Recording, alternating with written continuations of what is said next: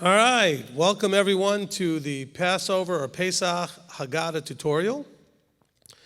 So we're doing this knowing that this year's Passover is going to be challenging for a lot of people as far as doing it as groups. Now, of course, if you come from a Jewish background, you're used to doing this in your house anyway. But most of you who are coming into this through the Messianic are used to doing it in sort of a group setting. But because of the coronavirus situation and the lockdowns that people are experiencing and the limitation for social distancing on groups of no larger than 10, etc., most of you are not going to have an opportunity, as we've had to cancel our event, to get together and do a Passover meal. So let me preface this. So I'm going to just give this as a tutorial. It's an instructional on some guidance on what to do for the Passover meal. Now bear in mind, if you're going to be doing this, you should have already listened to, or at some point go and listen to Passover Q&A, which is a teaching I did. And in the part one, it covers a lot of things that you'll need to understand about Passover and the meal. And what you will understand from that is that there's two separate events. Okay, there's the performing of the Passover, and then there's the Passover meal. We're going to talk about the meal because nobody is performing the Passover anymore. The performing of the Passover was the slaughtering of the animal. Okay? And that was restricted to when they had the temple. Now, I know a lot of people can say, well, they didn't have a temple the first time. Yes, but they did a lot of things the first time they never did again. Okay, the first time they didn't have a temple, but also the first time they put blood on the doorpost. Now, sadly, there's still people doing that, and you should not be doing that. Okay, that actually goes against Torah. You should not be sacrificing a lamb or slaughtering the lamb to go and do these things without the temple being around. Okay? Just remember that. If you don't understand what I'm talking about, I cover it, I believe, in the teaching. Now, so the second part of the Passover is the meal. Okay, and so we have all of the instructions for this is in Exodus chapter 12, and so we have these things laid out for us. But now, the meal itself, people might say, well, first thing first is, well, when do you do the meal?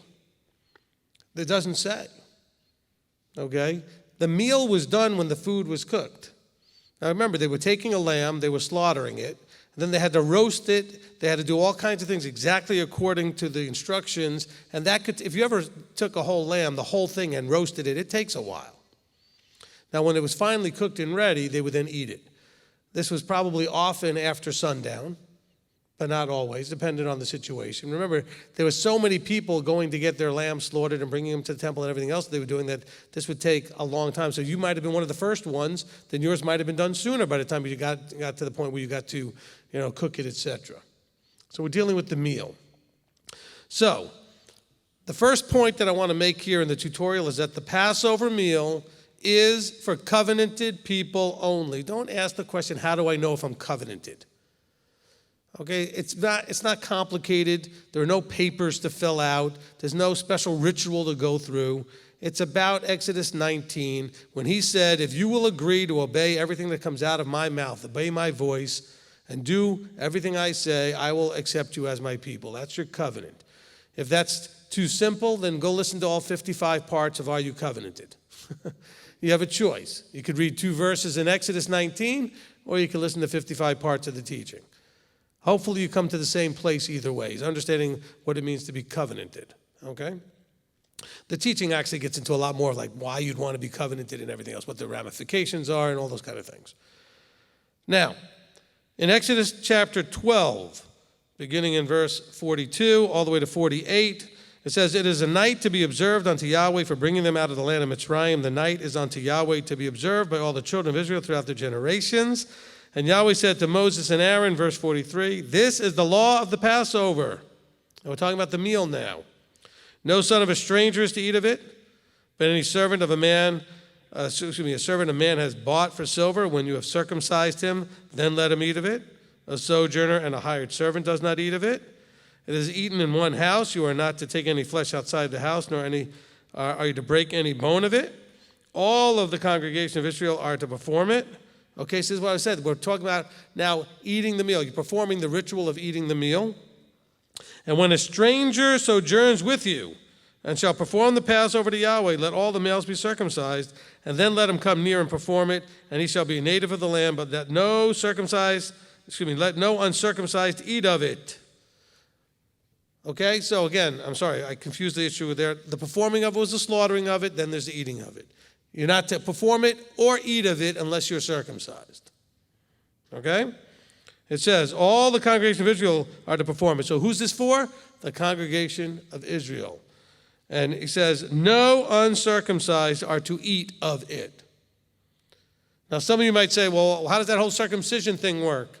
Well, look, there's absolutely 100% scriptural clarity that circumcision of flesh and of heart were always required. You can go listen to the teaching. I explained this in much more detail in the Passover Q&A, okay? And so you'll have that. But the key thing is, let's use the word circumcised and uncircumcised to be covenanted and uncovenanted. I don't think that would be a stretch. Listen to the teaching on covenant. You'll see how that plays out. Now, so you need to know that this is why I am a huge, what's the word? If you're an advocate for someone, what's the opposite of being an advocate? Like a reverse advocate. I'm against. Okay, I'm an adversary to public Passovers. Big hotel gatherings, come one, come all, we'll sell tickets, everybody can come. That's absolutely against Scripture. Okay, so I want to make sure that we understand this as we go through this. This is why you should be getting your information, from your leadership to make sure who should be attending. Now, some of you may think, okay, but I'm in a mixed house. Okay, so you're in a mixed house. So your children and you and your husband may not all be on the same page, or your wife may not be on the same page, depending on which one of you are in the scenario. Okay? You may be any one of those three. You may be the children, meaning maybe you're adult children. You're 18, 20, 21, whatever you are, and you're getting this, and your parents aren't. Maybe you're the wife, maybe you're the husband, but the rest of the family's not getting it, or only some pieces of that. Okay, for that, you need to contact us to help you through the whole thing. It's too hard for me to give you every possible scenario. Okay? But recognize that this is a meal for the covenanted. If your children are under 20, they're included with you. Okay, children under 20 are included with you. And so it doesn't matter if they're circumcised or not, so to speak. They are included, because when they did the censuses, etc. By the way, women, if the husband is covenanted, so this is for the men. If you are the husband and you're covenanted, your whole family can go, even if they're not, because they're included in you. It gets more challenging if the wife is the one that's covenanted and the husband's not. Okay? And so just go ahead and give us a call and we can help you figure this out. All right. Let's go on to the next point. Okay. So we have a meal. And so at this meal, you're going to wonder, well, what do you do for the meal? How is this handled? Well, in the Jewish community over the years, they came up with what's known as the Passover Haggadah. So I have I don't know if the camera's on it, but I have got one in my hand. Okay. We also have this. I'll give Rick a chance to get that. You got it? Okay.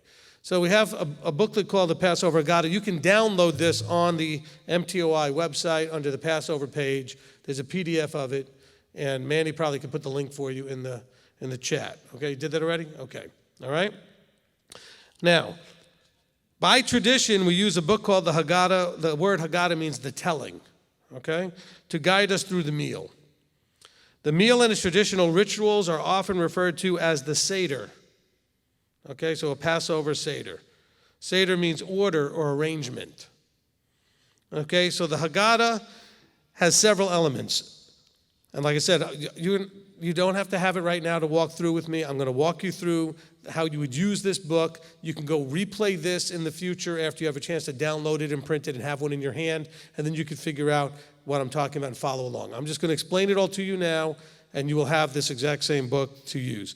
Now, I do have one that's nicely printed and laminated, and we're going to try to have in the future for purchase, if you want, we can have them, where the pages are nicely spiral bound and laminated. We like laminating them because if you use this during the meal, you tend to get food on it and stuff, and then you get them all ruined. And this way you can wipe it down, and that works out really nice. Okay.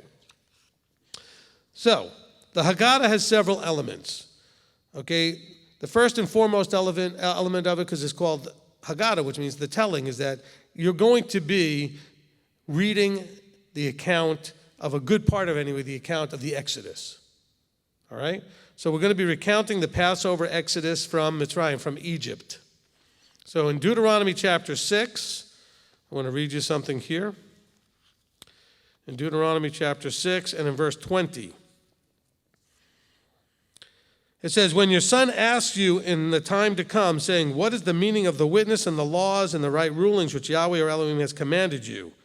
Then you shall say to your son, we were slaves of Pharaoh in Mitzrayim, in Egypt, and Yahweh brought us out of Mitzrayim with a strong hand, and Yahweh sent signs and wonders great and grievous upon Mitzrayim, upon Pharaoh, and upon all his household before our eyes. And he brought us out from there to bring us in, to give us the land which he swore to our fathers. And Yahweh commanded us to do all these laws, to fear Yahweh our Elohim for our good, always to keep us alive as it is today. And it is righteousness for us when we guard to do all this command before Yahweh our Elohim as he commanded us. So Yahweh understood that you might have at some point people, especially children, who ask, well, why are we doing all these things? And what's really going on? And there's many verses, I'm not going to quote them here, that say you are to remember that you were slaves in Egypt. There are verses all throughout the Tanakh, in the Psalms and in the prophets and in the first 5 books. I mean, there's lots of places that it reminds us consistently that you need to remember that you were slaves in Egypt. And so your children need to know about the story of the redemption out of Egypt. And so there's a need to pass this on to our children. And in the Haggadah, there will also be, you'll find that there are songs. There are 6 songs in the book. And these songs are there throughout to help the children engage and participate. And you'll find that they're very humorous in some ways and very lighthearted in other ways, but they're there to bring a message, but they're designed for young children. I learned these in Hebrew school when I was a young child. Okay? Now, the songs, in case you're saying, okay, well, we got the words and stuff in the book, but then how do we know how they sound? Well, we will be providing you with MP3s on the website with the songs, hopefully here in the next week, before a week and a half, whatever it is, before we get to Passover. Okay? My daughter and the praise team are going to be working on recording these next week, and then hopefully we'll have them up on the website by the end of next week. Right now, we've got 2 weeks. 2 weeks from today is Passover. Okay? So you got 2 weeks. So we'll have those up for you. So bear in mind, when you go download the Haggadah, please don't call us and say, where are the songs? We will put them up in about a week. They'll give us a week and a half. They'll be there in time. All right? Okay. In the telling, there's also what's known as the 4 questions. Okay, because these are common questions that a child might ask, like, well, why are we doing this and why do we do that, etc. So there are 4 questions that are listed here, and the tradition would be to have the youngest person in the group ask the questions. And then the oldest person, the oldest man in the room, the patriarch who's in the room would answer the questions. Okay? The Haggadah is also going to help us understand, okay, so as you're going through it, in the beginning of the book, it's going to have a welcome from the leader. There's going to be parts that say leader, the parts that say together, so everybody in the room would be doing that. And there's going to be readings, okay? There's going to be parts that it'll say first reader, second reader, and you're going to read huge sections of Exodus, of the journey, okay? You're going to read everything except pretty much the plagues, okay? From Exodus 1 all the way through, and you're going to skip over the plagues. I'll explain how the plagues will be handled in a minute. And so one of the traditions is, if you're sitting at a table together with your family going through this, is that you take turns reading. Okay, so the verses are listed for you. The actual verses are not written out for you. It just gives you the reference. So the first reader might be reading from Exodus chapter 1, verses 1 to 10. The next reader might take 11 to 22 and read that chapter. Okay? So you could take turns with the readings. Okay? And then there'll be a song, and then we have the questions, and then we have a section here where we explain the Passover symbols. Okay, so in Exodus chapter 12 and in verse 8, let me turn there real quickly in my book. Exodus 12:8, it says, and they shall eat the flesh on that night, roasted in fire with unleavened bread and with bitter herbs they shall eat it. We're talking about this is after you perform the Passover, that meal. So that meal is going to have 2 specific things, unleavened bread and bitter herbs. And so there are other traditional things that over the years have come into the Passover Seder, and they're explained in the Haggadah. You have the bitter herbs, and we're told that the bitter herbs which are the, let's see if I have it here. Got one more sheet. Give me 1 second. Okay, so the bitter herbs, it refers to Exodus chapter 1 and verse 13. Okay, in Exodus chapter 1 and verse 13, and it says, "And the Mitzrites made the children of Israel serve with harshness, bitterness." And so as a reminder of all the work that the Israelites did, and the Israelites did that was done with harshness, that we eat a bitter herb. We have horseradish for that. Okay, we have a bitter herb. Then we have what's called carpus, and carpus as the green vegetable, usually parsley. Okay, it reminds us of the hyssop. In Exodus 12 and verse 22, it says that they used hyssop to put the blood on the lintels and the doorpost.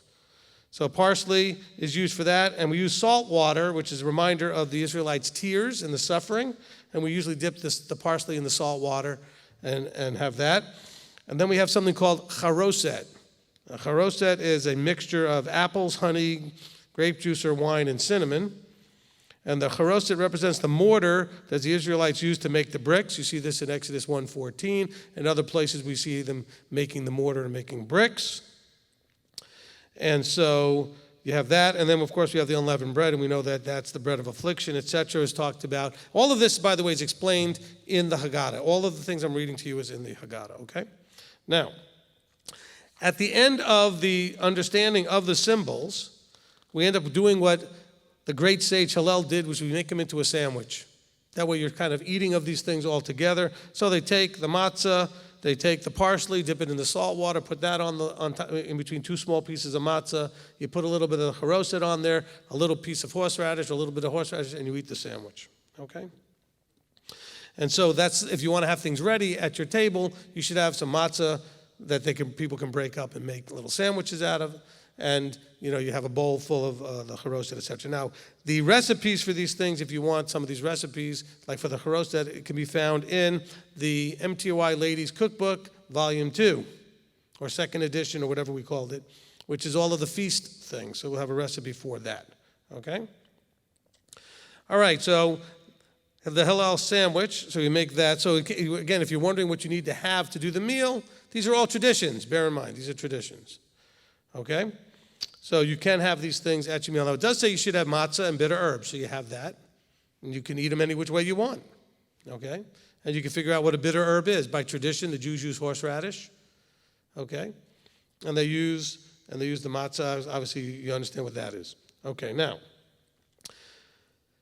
then the rest of the Haggadah goes through the process it goes through utilizing a concept known as the 4 cups. Okay, the 4 cups. This comes from Exodus chapter 6 and verses 6 and 7.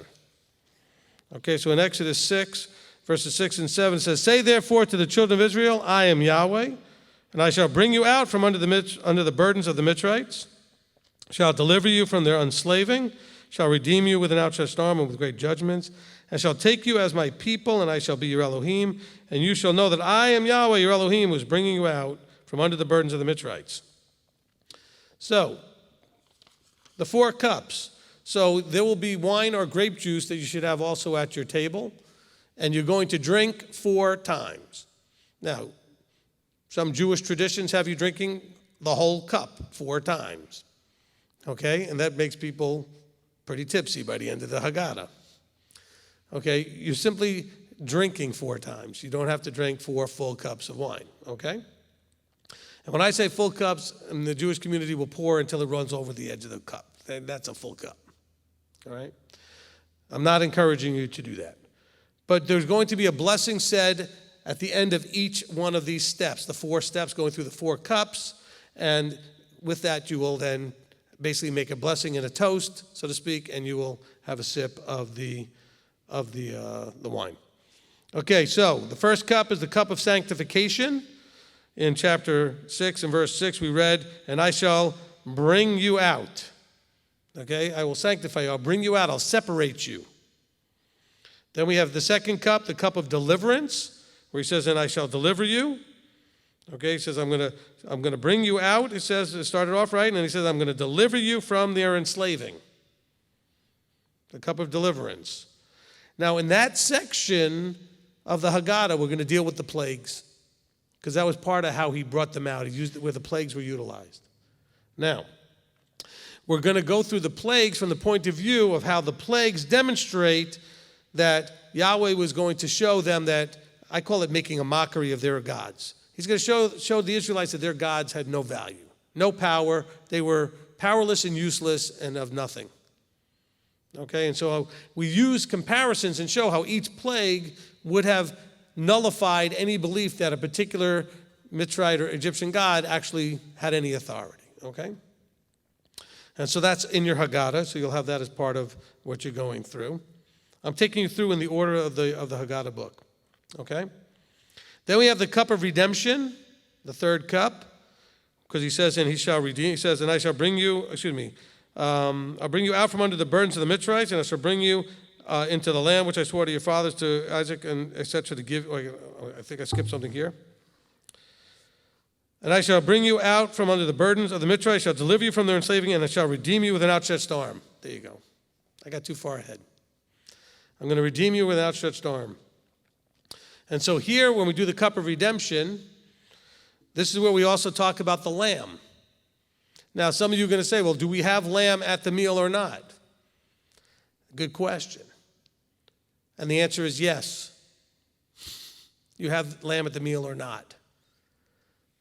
Okay? There is no requirement at this point when you understand that the only reason the lamb was at the meal was because they brought it and slaughtered it as part of the performing the Passover. We're not performing the Passover. So we have embraced it as a good tradition to have some lamb as just a little, not maybe the main course, but have some lamb just for a little taste of that at your meal. Okay? The Jews won't put any lamb at the meal anymore because, after all, there's no temple, and they're not going to do it until there's a temple. So they do. What they do instead is they get a shank bone, they put that on a plate as part of what they call a Seder plate, and they have that to represent the lamb. Okay? But they don't actually serve it as part of the meal. Okay? So they do that. We'll talk about certain traditions that we don't do at the end, but right now we're still walking through this. But the lamb is discussed in detail in the Haggadah. We talk about Yeshua as the lamb. We see and understand the metaphors and the picture that's painted by Yeshua, okay, in terms of being the lamb. All right, so that's explained in some detail in the Haggadah. Then dinner is served. So then you would stop at that point and you would eat your dinner. Okay, for the meal, traditional food is a good idea. You know, you can have something like, traditionally you'd have something like matzo ball soup. You'd have some sort of a meat dish. I mean, the lamb is part of that, or you could have any kind of other dish with that, however you want. If you're vegetarian, have something vegetarian, but you would have what you have. Jewish tradition is to have things like noodle kugels. If you don't know what that is, you can look it up. We have it, some recipes, I believe, in our cookbook. And so you can have whatever you want. I mean, everything's by tradition. It doesn't tell you what else to have. Have bitter herbs, have matzah, and the lamb, and you're certainly good to go. Okay? All right. By the way, the argument about the Last Supper being a Passover is discussed and hopefully settled in Passover Q&A Part 2. And if you'll notice, in the Last Supper, there is no mention of bitter herb or unleavened bread or lamb. Okay? All you know about is that there was wine. And the bread, the Greek seems to bear out that was likely leavened bread. Okay? So it was before Passover. Okay. But anyway, you can go look that up. All right? But even if you want to argue that the bread was unleavened and that they had the wine, there's no mention of anything else that you needed to have there. So there's certainly no evidence of it from that point of view. That's not the defining factor. There's a lot more critical factors that make the point, but it's just those things are not there. Okay, or at least they're not mentioned. At the end of the meal, we come back to the Haggadah and we recite a song and a statement known as Dayenu.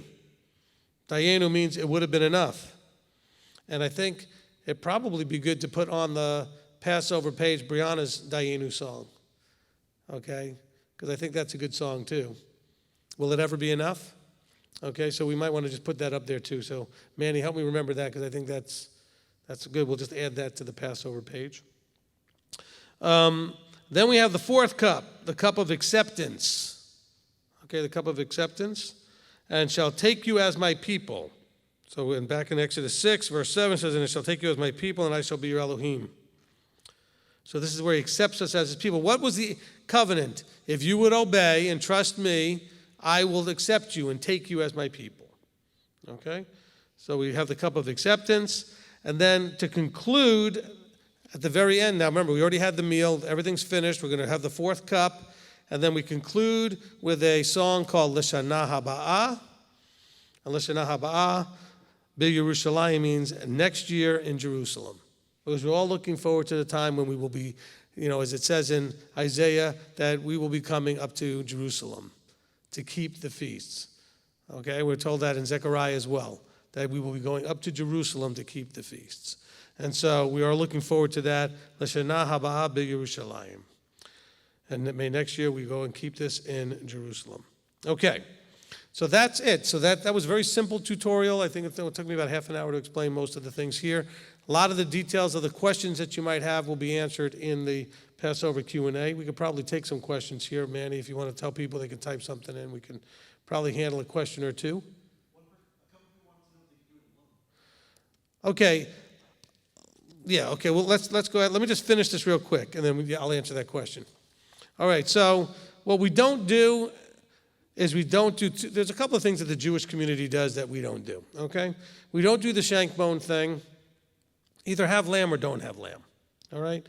Also, in Jewish tradition, they've worked in some things that don't really belong there, like this whole thing with an egg. They'll put an egg on the Passover, on the Seder plate. That's more fertility rituals, spring related, and all that other stuff. So we're not going to do that. And we also don't do this tradition of the Afikomen. The Afikomen is a tradition of taking one of the matzahs and cutting it and breaking it in half and hiding it, and the children have to go find it after dinner because the person who broke it and put it in something and wrapped it up would go and hide it during the meal, and then the children would come in and trade it, and you'd give them a prize of candy or something, give them some money or whatever it was. We don't do those traditions, okay? I don't know where they came from.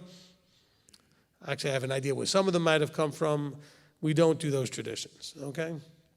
Everything that we do is encapsulated in this Passover Haggadah. Now, bear in mind, most of this is still traditional. There's really nothing in the instructions in Exodus or anywhere else that tells you how to do that Passover meal. Basically, you're just eating a meal. And you should be recounting the story. So we do. We read a good chunk of Exodus, to at least all the way through the journey of them actually getting out of Egypt. So we read the Exodus story, okay? And so you'll see that there. Okay, so now we're going to answer questions. Okay, so the first question was, can you do this alone? Okay, first and foremost, you should not be doing this alone, but remember, we're under an unusual circumstance. You shouldn't be doing this with just your family at home, but we're under an unusual circumstance. The way the instructions start out in Scripture, and I don't have the verses in front of me, but I think I covered it in the Q&A. Initially, they did this at their house, and they put blood on the doorpost and all of that. The next time we see instructions, it tells them as a community that you will go to a place together as a group, and you will do this together, and nobody goes home until the next day. Okay, which is part of why we do this as a group assembly that we do. We're also told that 3 times a year in Deuteronomy 16:16, you are to gather all your males and come before him. That would be in Jerusalem. And that would be, the first one is the days of unleavened bread. Well, the very beginning of that is the Passover. So that would include Passover. So you would be journeying to a place, not staying in your home to do the Passover. Okay? Now, we are in unusual circumstances. We've been taken captivity. We're taken into captivity by Babylon. And Babylon and Pharaoh have said, basically, you're on lockdown. Okay, so generally speaking, you wouldn't be doing this yourself. You would not be conducting the service yourself. I'm only making this tutorial because I recognize that you will be, at this point, forced to do something at your home. So please do not take this as license and permission that if it's just more convenient for you to do it in your home next year, to do it in your home next year. If you can, you need to make every effort to be where a group of people are gathered together who are covenanted, where there's a leader officiating over a Passover meal. That's part of your covenantal obligations.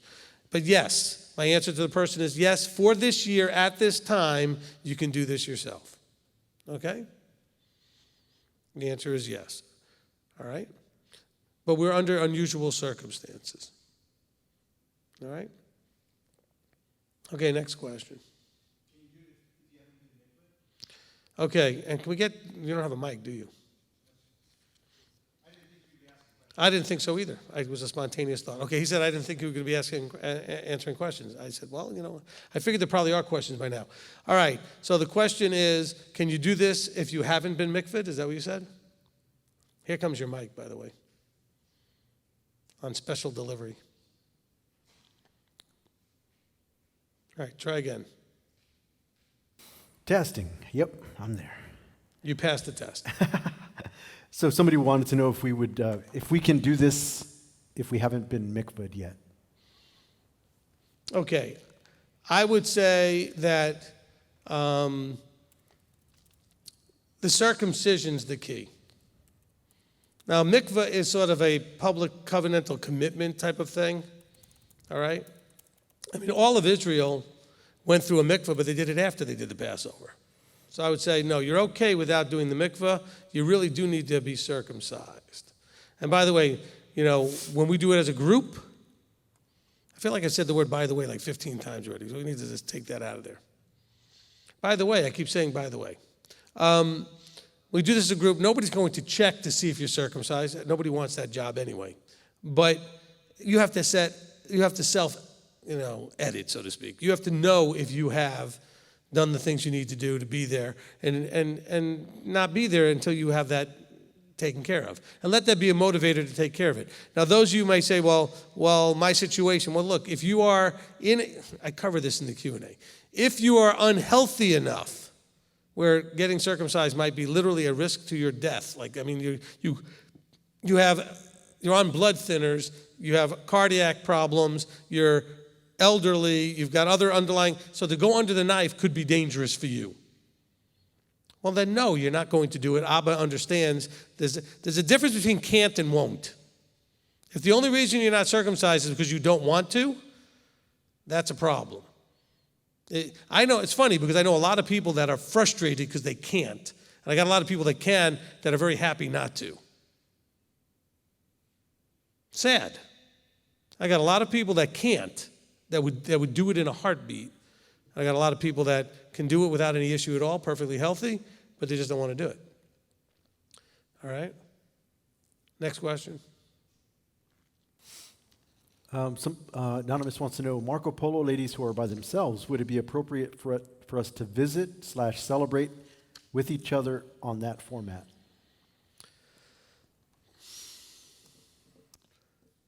Somebody else had asked about FaceTime or some kind of video. There's no problem with you interacting with each other. Just do the meal and the whole Haggadah thing. Do it without doing it publicly in any way. We had people try to Marco Polo it from the last Passover we did. We shut that down. No broadcasting of your Passover. It's a private event between you and the people you're sitting there with who are covenanted. If you're by yourself, you're by yourself. And spend some time just with Abba, go through the story, go through the journey, and then get together afterwards with the ladies and just plan to do that, as far as, maybe interact during the mealtime. But do the Haggadah yourself. Okay? You can talk to each other during the meal. You can talk to each other during other parts of it because you don't know who's covenanted and who's not, and we don't want to overstep that. Okay? Which is why we don't broadcast. So somebody said, well, why don't you guys just do it and then broadcast? This is before it was brought down to only 10 people or less. Because it's not for everybody. I'm not going to just broadcast it.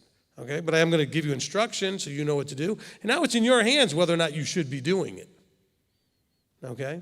But I'm not going to enable it any, beyond that. Okay, go ahead. What's next?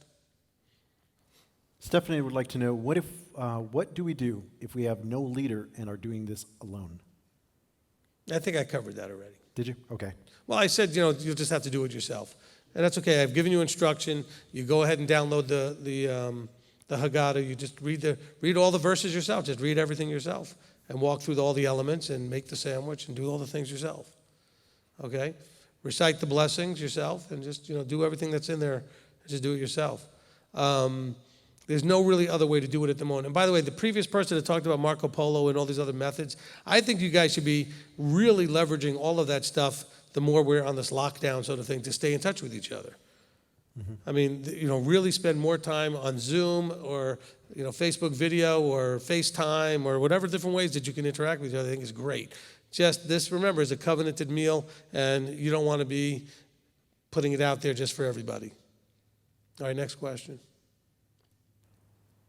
One of the questions here, can we cook the unleavened bread ourselves? Sure. How can we get the feast offering to you? PayPal? PayPal. You can still mail. We're still getting mail if you want to mail a check. We're still getting them. Does it have to be lamb, or can you have chicken instead?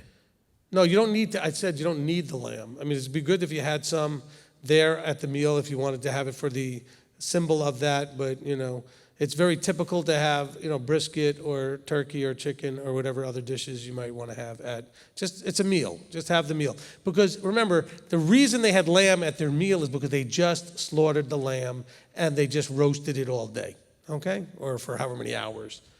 So they ate what they cooked. I mean, you don't have that. You're not going to go out there and slaughter a lamb and do all these things. If you are, you're making a mistake. That's against Scripture, okay? For you to just go and do that. And there are people in this country doing that. I get calls all the time this time of year about groups saying, in my group, they're going to go ahead and sacrifice a lamb and they're going to put blood on their doorpost. Can you imagine going up to somebody's house and there's blood on the doorpost? Okay? They only did that once, people. Once. In Egypt. That's it. Okay? Nobody ever did it again. All right. Out of tradition, I've noticed that a lot of times Jews will kind of reenact it with their kids and put like construction paper and they'll paint it red. Is that okay to do? I've not seen that. No? Okay. No. I've not seen that. Someone says, how does a woman know if she is circumcised? Is it like Ruth's choice to make herself an Israelite? Yes. Yeah, women don't do a physical circumcision, but women are covenanting by basically making this the same as making the 8 declarations at the mikveh. Okay, if you can make those, if you can read the mikveh declarations, because they're on the same page on the Passover page, read those declarations. If you can make those statements and be congruent with those statements, you're circumcised. As far as the ladies. The guys, you still need to physically do it. You need both. Okay? But basically, it's Exodus 19. Can you know that you have covenanted to do whatever he says? Okay, that's the circumcision of heart, where you get your heart to be ready to fully embrace and do whatever he says. All right? We're so ritual driven, we want to say, well, what's the ritual I have to do? Well, as the man, you have to do it. For the woman, remember, you were included in the man. We weren't supposed to have all this mixed marriages and all this other stuff that we have today, where you're married already, and then one of you gets called, and the other one's still in mainstream Christianity, wherever they are, or worldly, and it wasn't intended to be this way. But remember, we're in the dispersion. So you're not being punished. It's not your fault. It is what it is, okay? Everything about where we are is punishment. We're just spoiled because it doesn't feel as bad as it could, but we're in the punishment. If we weren't, we'd all still be Israelites in the land. Okay, next question. Next question, is there any specific brand of wine? No. I mean, you can go get the ones that say kosher for Passover. You got Manischewitz, you got Kedem. Those are the kind of the main Jewish brands that people would get. If you see something that says Malaga on it, just recognize that is going to be like drinking sugar. Just a warning. Like super sweet. Someone would like to know a little bit more detail. How are we circumcised of the heart? Okay, I've covered that, I'm sure, in the Heart of the Matter teaching. I think I covered that in the Q&A. Just go back and listen to that. Because when the circumcision issue comes up, look, the circumcising the foreskin of your heart has to do with making sure that your heart is in covenant. That means you have to cut away all of the parts of you in your emotions, in your desires that are not in line with the covenant, which is obedience to his voice. Trust, belief, and submission to his voice. Okay? Someone would like to know, I understand we will start the Haggadah by reading it. Which part where we eat and which part where we read again the Haggadah?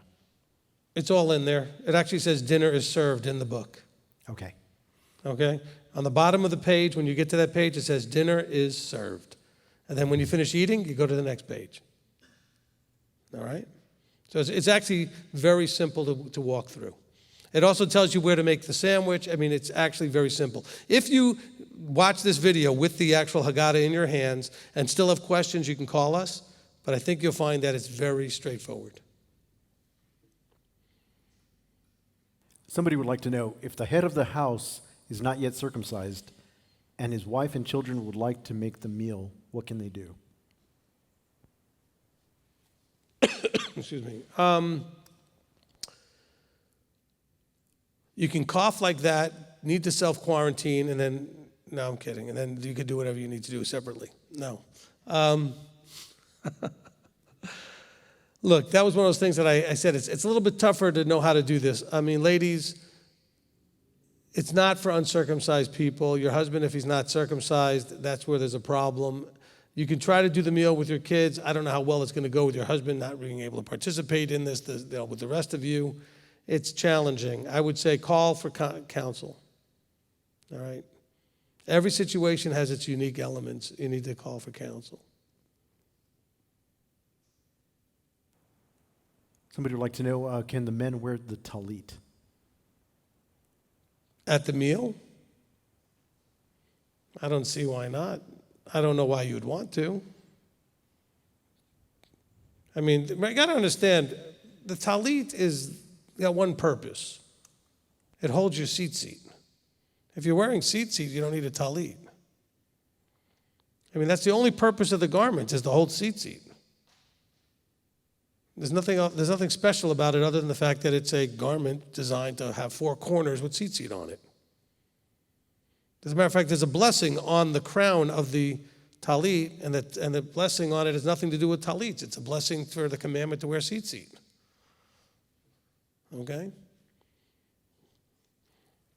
No, I mean, you can do it if you want. It doesn't break any rules. Okay? I mean, I don't know about Jewish rules. It might break some of those, but I mean, I'm not worried about that. Those are all traditions. On that note, this next person I think is a little bit newer, and I don't know if they may or may not have heard your answer to this question. Why is the Passover meal so private, and why are non-Jews not allowed? You have to just go back again to the idea that it says very clearly in Exodus 12, verses 47, 48, that no uncovenanted or uncircumcised is to eat of the meal, period. Why?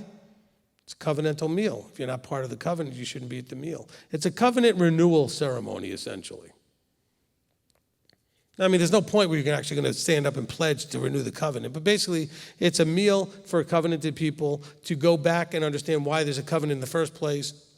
The original covenanted people were brought out of Egypt to covenant at Sinai. Okay? And you're connecting yourself through the ages to those people. Okay?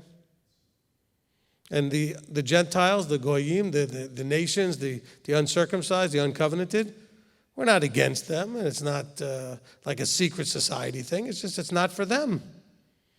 Now, they can deal with, the holy day on first day of unleavened bread. They can come to Shavuot. They can come to trumpets, atonement. They can come to anything else. This is the one thing that says no uncircumcised can eat of it. Okay? So you can't. Look, it even says if you have a stranger among you, even a servant or a slave among you that you own, that you bought with silver, he still can't do it unless he circumcises. In Exodus 12, we read that. If he was going to do it, he's got to circumcise. That's your commitment in the flesh. Okay, next question. I don't know if you hit on the second part of his questions, but it's not a Jewish feast, because he said, why are non-Jews not allowed? Oh, I missed that part. Okay. It has nothing to do with being Jewish at all. It's non-Israelites are not allowed. Okay? And Paul explains that there are a lot of Jews out there that by their choice and behavior, their circumcision has become as uncircumcision. And there's a lot of Gentiles out there who started off uncircumcised, who's now counted as circumcision. And by the way, when Paul uses that phrase, he's talking about by birth. In other words, just because you're born as a Jew and you were circumcised on the 8th day doesn't mean anything unless you actually walk it out. Okay? But this is not Jewish stuff. It's not Jewish feasts, although we do use some of the Jewish traditions of being the only remnant that's visible of the Israelites by doing something like the Haggadah and using an order of service to walk through the journey. And we often will go to look at our older brother Judah, so to speak, and see how they do something when the book doesn't tell us what to do. But then we are careful to understand that what we're doing, for the most part, are best guess interpretations and traditions that we think are good, and we're careful to avoid those that we could see can be problematic. The ones that are potentially from pagan origins that have gotten mixed in. Look, I mean, Christianity is not unique in that it has syncretized things in from other places. Judaism has them too. And so we have to be aware of the things that can mix in from either side. Okay, good. Okay. A lady would like to know, can I force my mother to throw out leaven if it's not my house? No.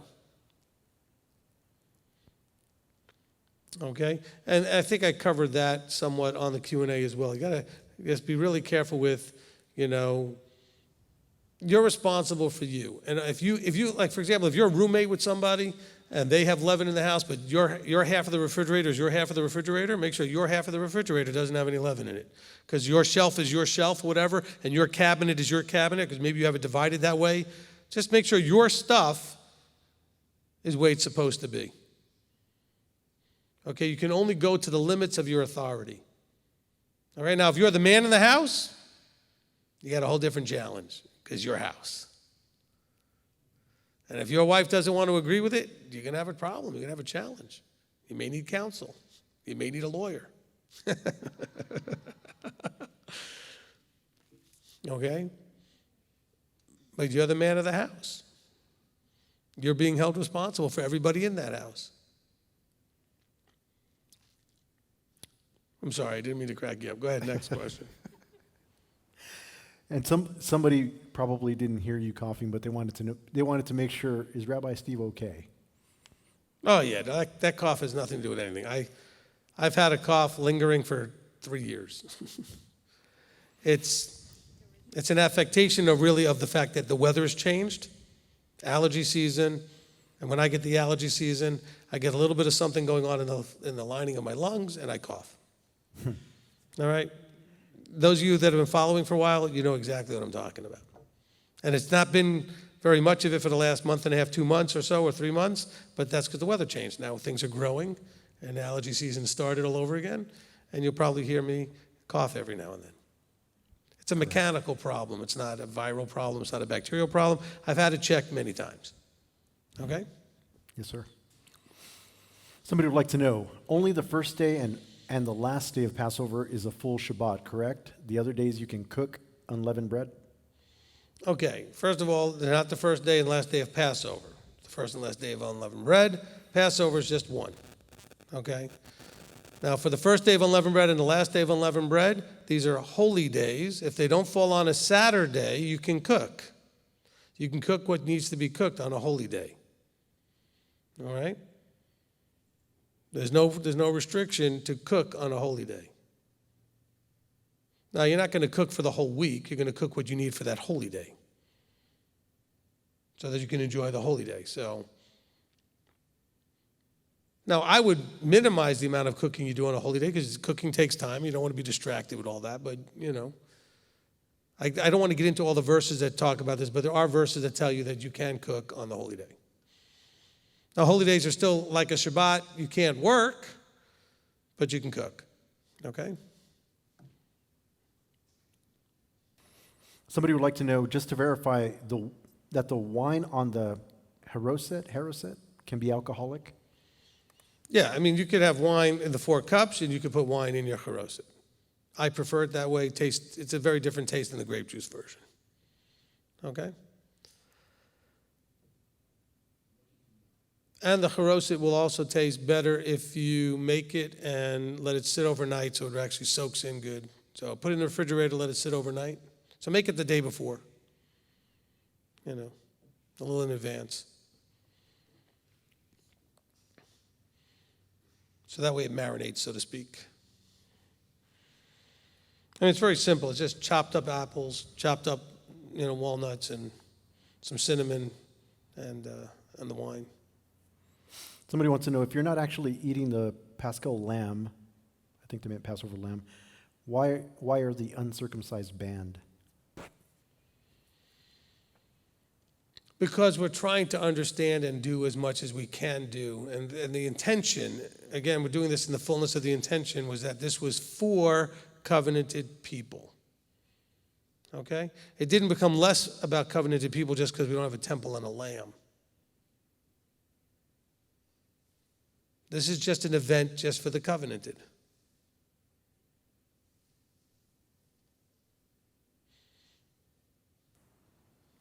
And somebody wants to, I guess, verify again, as a single woman, I can officiate my own ceremony if you do not live. Yes. If you do not live stream. But that's for this time only, unless, of course, we have another circumstance like that. But this is for this time. You are encouraged, if we have the ability to go and be corporately together, to make every effort to do that next time. Okay? Somebody would like to know, what advice would you give for a pregnant woman regarding certain parts of the meal that can harm the pregnancy in large amounts? Example, horseradish, parsley, cinnamon. First of all, you need not eat any of them. Okay? The Hillel sandwich could be just a tiny little cracker size, make like something the size of like a silver dollar, and just put a little piece of matzah, just a little taste of things, just to have a little taste if you want to do that. You don't have to do these things. They should be at the table. I mean, it really just says the bitter herbs and the matzah. So you just take a little bit of horseradish, or tiny little bit, and put it on your cracker. We're talking about like just the tip off the spoon or something. I mean, you don't need to have large amounts of these things. And if you have an allergy or a problem, don't do it at all. And the wine, for sure, you wouldn't have to do if you're pregnant. Do grape juice.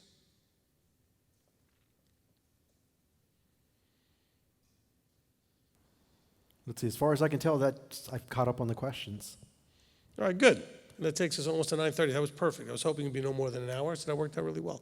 Look, I've not done this before, and I spent literally minutes putting this together. So, No,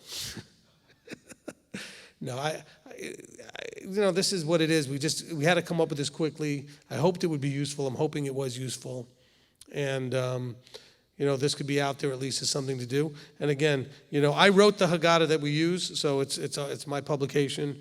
I developed it over the years. This one was officially copyrighted as of 2016, so we've had it for a couple of years now. I may be tweaking it in the future, some of the artwork and other things, but mostly it'll stay the way it is. So you're certainly welcome to download it and use it for now. The ones that I've got here, the one I was holding is the same one, we just put laminate on it, etc. But I'm hoping this was useful for you.